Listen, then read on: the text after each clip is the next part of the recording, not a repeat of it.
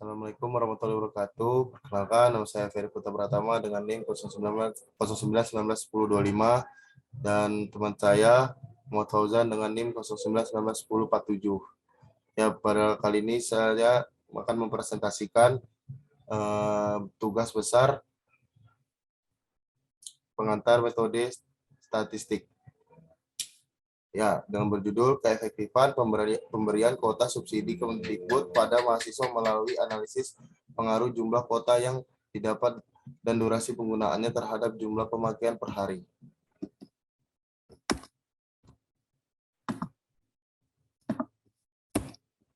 Nama anggota ada Ferry Putra Pratama dan anggotanya satu lagi ada Muhammad Fauzan. Outline, pendahuluan, tinjauan pustaka, analisis dan pembahasan, dan penutup. Pendahuluan, rumusan masalah. Bagaimana cara mengumpulkan data keefektifan pemberian kuota subsidi Kemendikbud dalam jumlah pemakaian kuota dan lama penggunaannya per hari. Beberapa jumlah pemberian kuota subsidi Kemendikbud, durasi, dan penggunaan per hari. Bagaimana pengaruh atau keefektifan antara jumlah kuota subsidi yang didapat dan durasi penggunaan terhadap jumlah pemakaian per hari. Bagaimana model regresi linear berganda antara jumlah penggunaan kuota per hari dengan jumlah kuota subsidi yang didapat dan durasi pemakaiannya. Tujuan penelitian. 1. Untuk mahasiswa, data pemakaian kuota subsidi Kemendikbud pada mahasiswa. 2. Untuk mengetahui keefektifan pemberian kuota subsidi Kemendikbud pada mahasiswa. Yang ketiga, untuk mencari pengaruh atau keefektifan antara jumlah kuota subsidi yang didapat dan durasi penggunaan terhadap jumlah pemakaian per hari. Yang keempat, untuk mengetahui dan memahami model regresi linear berganda antara jumlah penggunaan kuota per hari dengan jumlah kuota subsidi yang didapat dan durasi pemakaiannya. Tinjauan pustaka, analisis korelasi. Analisis korelasi merupakan salah satu jenis pengukuran dalam statistik yang sering digunakan dalam pengolahan data. Korelasi adalah metode statistik yang bisa digunakan jika memiliki dua variabel. Analisis korelasi digunakan untuk menyatakan derajat kekuatan hubungan antara dua variabel. Analisis regresi. Analisis regresi adalah salah satu metode untuk menentukan hubungan sebab akibat antara satu variabel dengan variabel lainnya, yang dinyatakan dalam bentuk persamaan matematik atau regresi. Di dalam analisis regresi diperlukan variabel yang menentukan dan variabel yang ditentukan, atau dengan kata lain variabel terikat dan variabel bebas. Selain itu, regresi juga dibagi menjadi dua, yaitu regresi sederhana dan regresi berganda.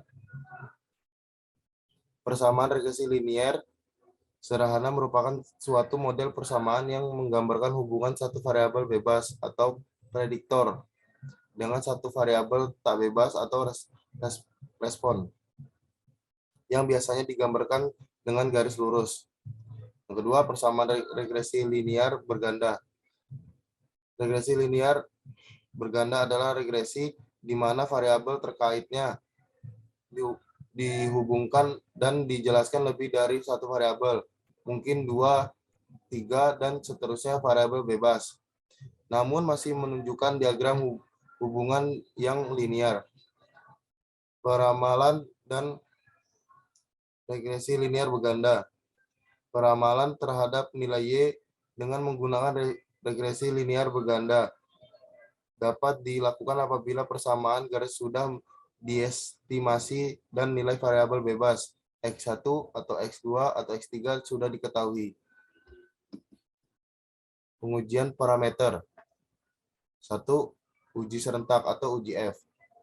Uji serentak atau uji F bertujuan untuk mengidentifikasi apakah garis regresi dapat digunakan sebagai penaksir. Yang kedua, ada uji parsial atau uji T.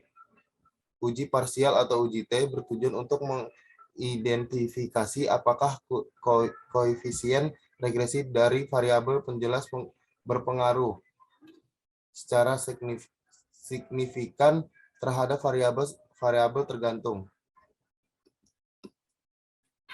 Selanjutnya pembahasan. Yang pertama statistika deskriptif.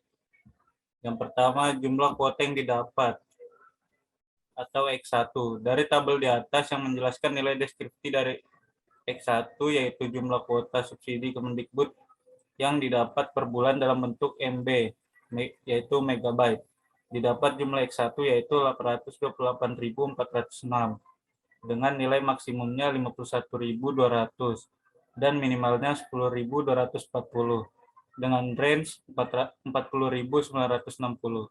Kemudian rata-rata X1 adalah 16.568,12 dengan median 15.360 dan modus 15.360.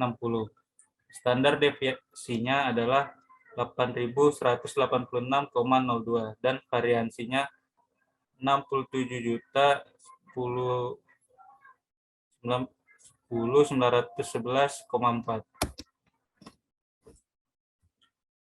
Dari tabel yang kedua, durasi penggunaan kuota atau X2.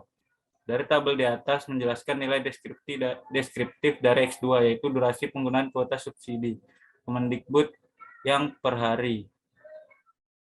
Didapat jumlah X2 yaitu 360 dengan nilai maksimumnya 24 dan minimalnya 0 dengan range 24. Kemudian untuk rata-rata X2 adalah 7,2 dengan median 6 dan modus 2. Standar deviasinya adalah 6.660 dan variansi 44.367. Yang ketiga adalah jumlah penggunaan kuota per hari atau Y.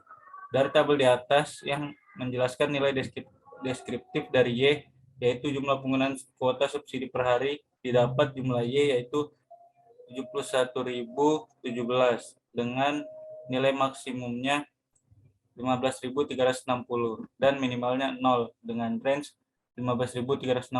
Kemudian untuk rata-rata Y adalah 1.420,34 dengan median 1.024 dan modus 1.024.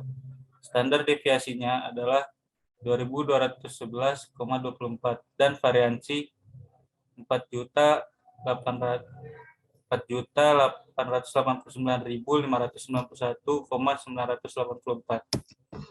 Berikut ini adalah scatter plot kami. Selanjutnya ada analisis korelasi. Dari kedua scatter plot di atas yang menunjukkan korelasi antara Y dengan X1 dan Y dengan X2, menggambarkan bahwa jumlah penggunaan kuota subsidi per hari dengan jumlah kuota subsidi yang didapat per bulan memiliki hubungan linear yang berbanding lurus. Begitu juga dengan korelasi antara jumlah penggunaan kuota subsidi per hari dengan durasi penggunaan kuota subsidi per hari yang berbanding lurus. Selanjutnya akan dilakukan pengujian korelasi antara dua variabel tersebut. Berikut ini adalah hasilnya.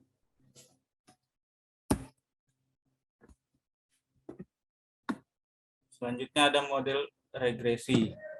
Dari tabel di atas dapat diturunkan menjadi model regresi. Model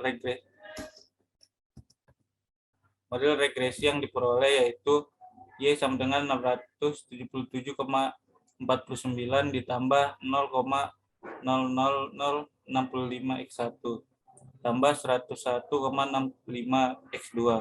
Maka setiap meningkatnya jumlah kuota subsidi Kemendikbud yang didapat, jumlah pemakaian kuota perharinya akan naik sebesar 0,00065 dengan syarat variabel prediktor yang lain konstan dan akan naik sebesar 101,65. Jika durasi penggunaan kuota subsidi bertambah dengan syarat variabel prediktor yang lain konstan.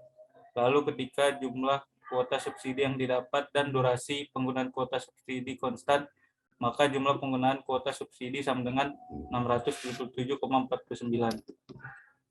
Selanjutnya ada uji serentak. Berdasarkan tabel, dapat dilihat bahwa pengaruh jumlah kuota subsidi yang didapat dan durasi penggunaan kuota subsidi terhadap jumlah penggunaan kuota subsidi per hari tidak signifikan terhadap model karena p-value lebih besar dan nilai F hitung lebih kecil dari F tabel, sehingga dapat diambil keputusan bahwa H0 gagal ditolak. Artinya variabel bebas secara simultan tidak mempunyai pengaruh signifikan terhadap variabel terikat.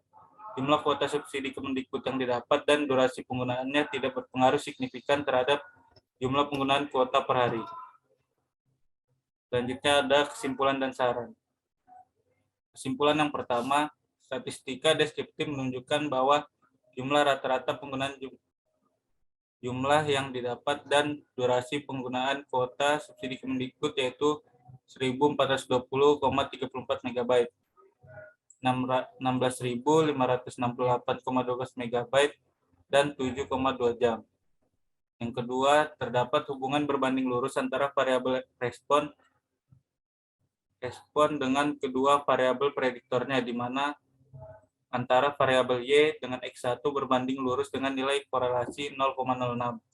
Kemudian untuk Y dan X2 berbanding lurus dengan nilai korelasi 0,30. Yang ketiga, model regresi yang diperoleh adalah Y sama dengan 677,49 ditambah 0,00065 X1 ditambah 101,65 X2. Setiap meningkatnya jumlah kuota subsidi Kemendikbud yang didapat, jumlah pemakaian kuota per harinya akan naik sebesar 0,00065 dengan syarat variabel prediktor yang lain konstan dan akan turun sebesar 101,65. Jika durasi penggunaan kuota subsidi bertambah dengan syarat variabel prediktor yang lain konstan. Yang terakhir, dapat dilihat pengaruh jumlah kuota subsidi yang didapat dan durasinya. Penggunaan kuota subsidi terhadap jumlah penggunaan kuota subsidi per hari tidak signifikan terhadap model karena p-value-nya 0,98 lebih besar dan nilai F hitung lebih kecil dari nilai F tabel.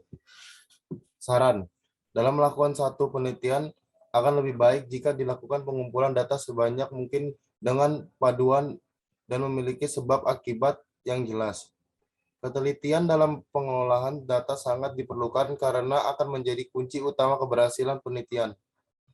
Sangat dianjurkan untuk mengikuti langkah-langkah yang benar dari berbagai jurnal atau buku yang dipercaya agar tidak terjadi kesalahan pengolahan data.